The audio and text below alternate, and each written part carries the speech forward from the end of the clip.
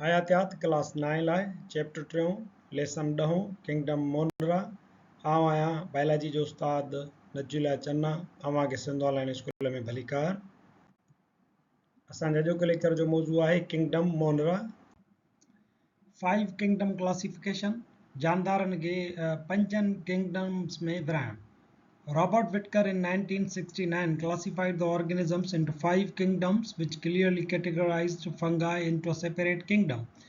1969 में Robert Whittaker हिकिड़ी नई क्लासिफिकेशन ॾिनी जंहिंमें सभिनी जानदारनि खे हुन 5 किंगडम्स जे अंदरि विरायो ऐं फंगाई खे हिकु अलॻि किंगडम जे तौर ते रखियो। This system of classification was based on, हीअ जेका क्लासिफिकेशन रॉबर्ट विटकर जी हुई उहा बुनियादु हुनजो हुयो ॿिनि शयुनि ते। हिकिड़ो हुयो नंबर पहिरियों cellular structure and body organisation, त इन्हनि जानदारनि जी जेका सेल्यूलर स्ट्रक्चर आहे या बॉडी ऑर्गेनाइज़ेशन आहे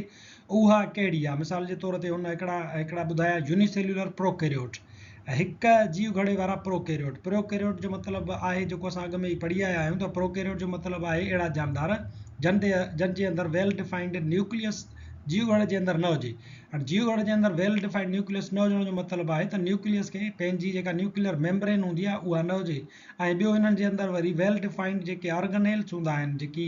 असां चवंदा त अहिड़ा ऑर्गेनेल्स जेके पंहिंजे मेम्ब्रेन जे अंदरि बंदि हुजनि, उहे बि हिननि में कोन हुया। ॿियो हिन वरी क्लासिफिकेशन जे बुनियाद ते ॾिना असांखे यूनिसेल्यूलर यूकैरियोट्स, यानी हिकु जीव घड़े वारा यूकैरियोटिक जानदार। यूकैरियोट्स जो मतिलबु आहे उन्हनि जे अंदरि हिकिड़ो अहिड़ो जीव घड़ो हूंदो आहे जंहिंजे अंदरि वेल डिफाइंड न्यूक्लियस हुजे, अहिड़ो न्यूक्लियस जेको उन न्यूक्लियर जेका इनविलप आहे, न्यूक्लियर मेम्ब्रेन आहे, उन में बंदि हुजे। ऐं उन जा जेके ऑर्गेनेल्स आहिनि, सेल ऑर्गेनेल्स, उहे पिणु पंहिंजे मेम्ब्रेन्स में बंदि हुजनि, त उन्हनि खे असां चवंदा यूकैरियोट्स। हिकिड़ा यूकैरियोट्स हुया यूनिसेल्यूलर, यानी हिकिड़े ई जीव घरड़े जा जानदार। ॿिया वरी मल्टी सेल्यूलर यूकैरियोट्स, अहिड़ा जानदार जेकी तमामु घणनि जीव घड़नि मां ठहियल हुजनि पर उहे हुजनि यूकैरियोटिक, यानी उन्हनि जा जीव घड़ा जेके आहिनि उहे ट्रू न्यूक्लियस वारा ऐं वेल डिफाइंड जेकी ऑर्गेनेल्स आहिनि उन्हनि ते मुश्तमिल हुजनि। ॿियो हिन पंहिंजी क्लासिफिकेशन जो बुनियादु रखियो मोड ऑफ न्यूट्रिशन, यानी उहे जानदार कहिड़े तरीक़े सां ग़िज़ाइत हासिलु कनि था। नंबर पहिरियों हुन ॿुधायो ऑटोट्रॉफ्स। ऑटोट्रॉफ्स जो मतिलबु आहे त अहिड़ा जानदार जेकी पंहिंजो खाधो पाण तयारु करे सघनि। इन्हनि खे सिर्फ़ु सिंपल इनऑर्गेनिक मटीरियल्स जी ज़रूरत पवंदी आहे, मिसाल जे तौर ते कार्बन डाइऑक्साइड या पाणी ऐं सनलाइट। उन्हनि टिनी हिननि शयुनि खे हू क्लोरोफिल जी मदद सां ऐं सनलाइट जी मदद सां उन्हनि खे पाण में मिलाए ऐं पंहिंजो सादो जेको खाधो आहे ग्लूकोज़ जी सूरत में उहो उन्हनि तयारु पिए कयो। पंहिंजो खाधो पाण तयारु कंदड़ जेके जानदार आहिनि उन्हनि खे असीं सॾियूं था ऑटोट्रॉफ्स। ऐं ॿिया वरी थींदा आहिनि हेटरोट्रॉफ्स। हाणे हेटरोट्रॉफ्स जेके आहिनि उहे वरी मुख़्तलिफ़ क़िस्मनि जा आहिनि। हिकिड़ो आहे इंजेस्टिव हेटरोट्रॉफ्स। हेटरोट्रॉफ्स जो मतिलबु आहे पंहिंजो खाधो पाण तयारु न कनि पर ॿियनि जानदारनि ते जीअं ऑटोट्रॉफ आहिनि उन्हनि जे मथां डायरेक्टली या इनडायरेक्टली हो डिपेंडेंट हुजनि। हाणे इंजेस्टिव हेटरोट्रॉफ्स जो मतिलबु आहे, इंजेस्टिव जो मतिलबु आहे इंजेस्शन यानी वात जे ज़रिए खाइणु, ॻेहणु। जेकी बि जानदार पंहिंजे खाधे खे जेको ऑटोट्रॉफ मां उन्हनि खे मिलियो आहे ॿूटे जी सूरत में, सब्ज़ी जी सूरत में, या वरी कंहिं ॿिए जानवर खे खाइनि था शिकार करे, त उनखे जॾहिं हू वात सां खाइनि था ऐं उनखे डाइजेशन ऐं ॿिए प्रोसेस मां गुज़ारनि था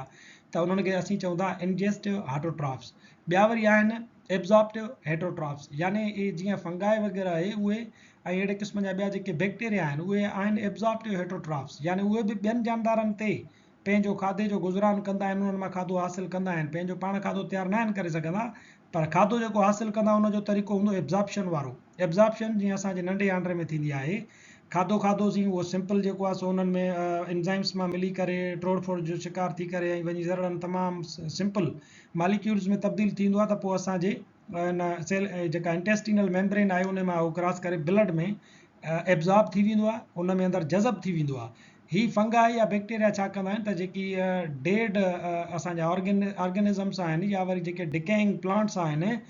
उन्हनि जे मथां ही पंहिंजा हिकिड़ा एंजाइम्स उछलींदा आहिनि ऐं पोइ उहे जॾहिं ॻरी वेंदा आहिनि उन्हनि जे एंजाइम्स में उहे रस में तब्दील थी वेंदा आहिनि, त हिननि जी बॉडी सरफेस मंझां उहे एब्जॉर्ब थी करे हिननि जे जिस्म में अंदरि शामिलु थी वेंदा आहिनि। ईअं हिननि खे पंहिंजो खाधो मिलंदो आहे। नंबर पहिरियों जेको किंगडम आहे उहो आहे किंगडम मोनेरा। किंगडम मोनेरा में इट इंक्लूड्स प्रोकैरियोटिक ऑर्गेनिज़म्स जीअं बैक्टीरिया वग़ैरह आहे, they are made of prokaryotic cells. Kingdom Monera जे अंदरि उहे जानदार अची वञनि था जिन में प्रोकैरियोटिक सेल्स हुजनि। उन्हनि जूं कुझु बुनियादी ख़ासियतूं थियनि थियूं, बेसिक कैरेक्टरिस्टिक्स। मिसाल जे तौर ते पहिरियों त इहो माइक्रोस्कोपिक हूंदा आहिनि, मोनोसेल्यूलर हूंदा आहिनि, सम में बि कॉलोनियल और फ्लामेंटस इन नेचर, पर ये भले फिलामेंटस हुजनि या कॉलोनीज़ में हुजनि तॾहिं बि इहे माइक्रोस्कोपिक हूंदा आहिनि इन्हनि खे तव्हां माइक्रोस्कोप खां सवाइ नथा ॾिसी सघो ॿी हिन जी ख़ासियत इहा आहे त इहे प्रोकैरियोटिक हूंदा आहिनि प्रोकैरियोटिक जो मतिलबु आहे त ट्रू न्यूक्लियस उन्हनि जे अंदरि एब्सेंट हूंदो आहे तो जेतोणीकि उन्हनि जे अंदरि जेनेटिक मटीरियल मौजूदु हूंदो आहे छो त उन्हनि वटि न्यूक्लियस त आहे पर न्यूक्लियस जेको आहे उहो न्यूक्लियर मेम्ब्रेन में बंदि कोन हूंदो आहे मेम्ब्रेन बाउंड ऑर्गेनेल्स उहे बि एब्सेंट हूंदा आहिनि वेल डिफाइंड मेम्ब्रेन वेल डिफाइंड जेके ऑर्गेनेल्स आहिनि जीवगढ़ जे अंदरि उहे कोन हूंदा आहिनि यानी उहे मेम्ब्रेन खां ख़ाली हूंदा आहिनि सेल वाल हिन जे अंदरि थी बि सघे थी ऐं न बि थी सघे थी कुझु अहिड़ा जानवर आहिनि किंगडम मोनिरा जे अंदरि जिन में सेल वाल थींदी आहे कुझु वरी अहिड़ा आहिनि जिन जे अंदरि वरी सेल वाल मौजूदु कोन हूंदी आहे ऐं हीअ जेके आहिनि ऑटोट्राफिक बि थी सघनि था ऐं हेट्रोट्राफिक बि थी सघनि था यानी पंहिंजो खाधो कुझु पाण बि तयारु कंदा आहिनि ऐं वरी ॿिया वरी अहिड़ा जानवर आहिनि किंगडम जे अंदरि जेकी पंहिंजो खाधो पाण तयारु न आहिनि कंदा रिप्रोडक्शन हिननि जी असेक्शुअल थींदी आहे हिकिड़ो ई जानदार घुर्बल हूंदो आहे जेको पंहिंजो पाण ई वरी पोइ डिवाइड थींदो या ॿिए कंहिं तरीक़े सां उहो पंहिंजा बच्चा जेको आहे असेक्शुअल तरीक़े सां ॿिनि जिन्सुनि जी ज़रूरत कोन पवंदी आहे वन पेरेंट हूंदो उन मां उनजा ॿिया जेके बच्चा आहिनि उहे पैदा थींदा आहिनि किंगडम मोनिरा जेको आहे उनजी जेका क्लासिफिकेशन आहे उहा मुख्य तौर ते जेका आहे असां टिनि क़िस्मनि में करे सघूं था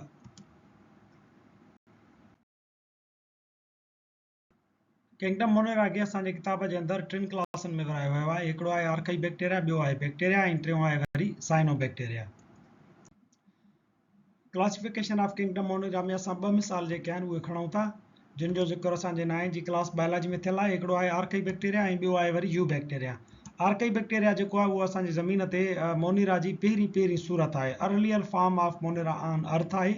पहिरीं जीअं त इहे सूरत हुया आर्काई बैक्टीरिया त हिननि जी जेका बॉडी हुई उहा प्रिमिटिव आहे अवाइली शुरूआती आहे ऐं उन्हनि जो जेको सेल स्ट्रक्चर आहे उहो इंतिहाई सादो हुयो यू बैक्टीरिया वरी जेके हुया उहे आर्काई बैक्टीरिया मां इवॉल्व थिया एवोल्यूशन फ्रॉम आर्काई बैक्टीरिया हिननि जी थी आहे ऐं हिननि जी बॉडी जे अंदरि कुझु चेंजिस आयूं आहिनि जंहिंजे करे हिननि जी जेका सेल स्ट्रक्चर आहे उहा पिणु इवॉल्व थी आहे उन पिणु तरक़ी वरिती आहे हिननि खे असां ट्रू बैक्टीरिया पिणु सॾींदा आहियूं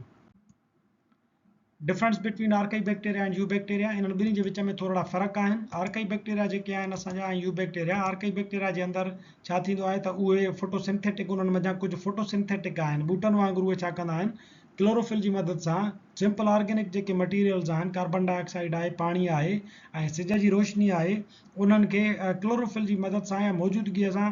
शुगर्स में पंहिंजे सादे खाधे में तब्दील करे छॾींदा आहिनि तंहिंजे करे मोस्टली जेके आर्काई बैक्टीरिया आहिनि उहे असांजा ऑटोट्राफिक आहिनि पंहिंजो खाधो पाण तयारु कंदा आहिनि यू बैक्टीरिया वरी जेके आहिनि उन्हनि खे असां ट्रू बैक्टीरिया सॾींदा आहियूं इन्हनि जे अंदरि जेका आहे सेल वाल जेका उहा मौजूदु आहे प्लाज़्मा हिननि जे अंदरि जेको आहे सो उहो इवॉल्व थियो आहे साइटोप्लाज़म राइबोसोम्स बि हिननि जे अंदरि मौजूदु आहिनि जीअं त ही बाद में इवॉल्व थिया आहिनि तंहिंजे करे हिननि जो सेल स्ट्रक्चर या सेल ऑर्गेनाइज़ेशन जेका आहे उहा हिननि आर्काई बैक्टीरिया खां या यू बैक्टीरिया जी डेवलप थियल आहे यूज़िस ऑफ किंगडम मोनिरा चीज़ जे बारे में तव्हां ॿुधो हूंदो जेको पिज़्ज़ा ते या तव्हांजे आमतौर ते खाधनि पीतनि में बि इस्तेमालु थींदो आहे उहो खीर या क्रीम जी फर्मेंटेशन मां तयारु थींदो आहे या फर्मेंटेशन खीर जी या क्रीम जी बैक्टीरिया काज़ कराईंदा आहिनि जिन जो तालुक़ु किंगडम मोनिरा सां आहे ईअं योगर्ट पिणु खीर जी फर्मेंटेशन सां तयारु थींदो आहे उहा फर्मेंटेशन पिणु बैक्टीरिया काज़ कराईंदा आहिनि गट बैक्टीरिया तव्हां ॿुधा हूंदा जेके असांजी एब्ज़ॉर्प्शन में हेल्प कंदा आहिनि जॾहिं खाधो हज़म थी करे नंढे आंड में पहुचंदो आहे त उते उहे जेके गट बैक्टीरिया मौजूदु आहिनि उनखे तमामु घणो सिंपल करे छॾींदा आहिनि सादो करे छॾींदा आहिनि इंतिहाई बारीक ज़रड़नि में तब्दील थी वेंदो आहे ऐं उतां उहो पोइ असांजे ब्लड जे अंदरि जेको आहे एब्ज़ॉर्ब थींदो आहे हाणे हीअ जीअं त असांजी हेल्प कनि था एब्ज़ॉर्प्शन में तंहिंजे करे इन्हनि खे असीं चऊं था गुड बैक्टीरिया इहे कॾहिं कॾहिं छा थींदो आहे त असांखे एंटीबायोटिक्स जेके डॉक्टर लिखी ॾींदा आहिनि त उन्हनि जे अंदरि बैड बैक्टीरिया सां गॾु इहे असांजा गुड बैक्टीरिया पिणु मरी वेंदा आहिनि पोइ हीअ ॾींदा आहिनि असांखे प्रोबायोटिक्स इहे टॉनिक्स हूंदियूं आहिनि जेके पाण वरी इहे गुड बैक्टीरिया मंझां ई ठहियल हूंदियूं आहिनि बैड बैक्टीरिया हूंदा आहिनि जिन खे वरी असां चवंदा आहियूं त बीमारियूं फैलाईंदड़ बैक्टीरिया हूंदा आहिनि साइनो बैक्टीरिया आहे ब्लू ग्रीन अलगई इन जो कमु आहे त इहो छा कंदो आहे त ॿूटनि जी पाड़ुनि में वञी करे उन्हनि जे लाइ नाइट्रोजन फिक्सेशन जो कमु कंदो आहे सिम्बियोटिक रिलेशनशिप ठाहींदो आहे जंहिंमें होस्ट जो ऐं जेको गेस्ट आहे उन्हनि ॿिन्ही खे म्यूचुअल जेको आहे सो बेनिफिट मिलंदो आहे साइनो बैक्टीरिया ईअं ई सिम्बियोटिक रिलेशनशिप ॿूटनि सां ठाहे करे उन्हनि जी पाड़ुनि में वञी नाइट्रोजन फिक्सेशन कंदो आहे ईअं उहो पाण बि खाधो हासिलु कंदो आहे ऐं वरी ॿूटनि खे बि नाइट्रोजन फिक्स करे ॾींदो आहे जेको उन्हनि जी ग्रोथ में उन्हनि जी मदद कंदी आहे माइकोप्लाज़्मा इहो बि असांजो किंगडम मोनिरा जो हिकिड़ो मिसाल आहे इहो पैथोजेनिक थींदो आहे बीमारियूं फैलाईंदड़ हिकिड़ो मोनिरा जो मिसाल आहे ऐं इहो असांजी जेके एंटीबायोटिक्स थियनि थियूं उन्हनि ॾांहुं रेज़िस्टेंट आहे यानी इन ते इहे असांजूं जेके एंटीबायोटिक्स आहिनि उहे असरु न आहिनि कंदियूं किंगडम मोनिरा जा जेकर मिसाल ॾिसजनि त उन्हनि में असां साइनोबैक्टीरिया जो नालो खयोंसीं जंहिंखे ब्लू ग्रीन अलगी पिणु सॾिबो आहे ऐं ॿिया जेके आहिनि बैक्टीरिया थींदा आहिनि इन्हनि जे अंदरि सेल वॉल मौजूदु हूंदी आहे। हीअ तस्वीर जेका आहे उहा ब्लू ग्रीन अलगी जी आहे जंहिंखे साइनोबैक्टीरिया पिणु सॾिजे थो। ऐं ॿियो असां नालो खयोंसीं माइकोप्लाज़्मा जो जंहिंमें वरी